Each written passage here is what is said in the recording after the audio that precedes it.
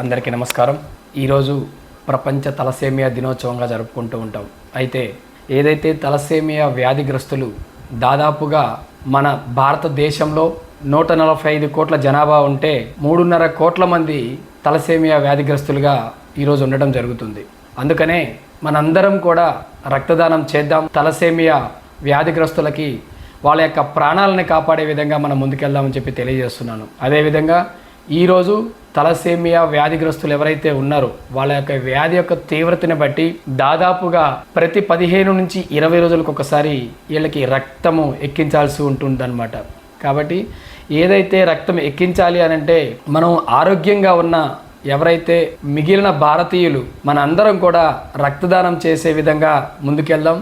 అయితే కొంతమందికి చాలా అపోహలు ఉన్నాయి. రక్తదానం చేయటం వలన రక్తం రాదేమో, లేకపోతే అది ఎవరైతే డాక్టర్స్ చెప్పిన ప్రకారం రక్తదానము ప్రతి 3 నెలల నుంచి 6 నెలల మధ్యలో ఎప్పుడైనా ఇవ్వచ్చు. అంటే 3 నెలలకు ఒకసారి కూడా రక్తదానం చేయొచ్చు.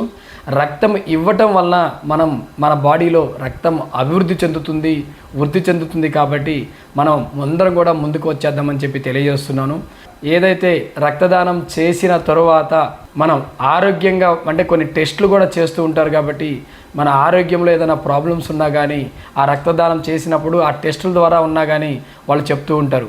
అదేవిధంగా ఎస్పీఆర్ చారిటబుల్ ట్రస్ట్ ద్వారా గతంలో కూడా తలసేమియా వ్యాధిగ్రస్తులకి మనము క్యాంపులు పెట్టి రక్తదాన శిబిరాలను పెట్టి వాళ్ళకి పంపించి అక్కడ వాళ్ళకి రక్తం ఎక్కించడం జరిగింది. అదేవిధంగా రాబోయే రోజుల్లో కూడా మేము రక్తదానం శిబిరాలను ముందుకు తీసుకెళ్తూ తలసేమియా వ్యాధిగ్రస్తులకి ఖచ్చితంగా అందుబాటులో ఉండి అదేవిధంగా అండగా ఉంటామని చెప్పి తెలియజేస్తున్నాం.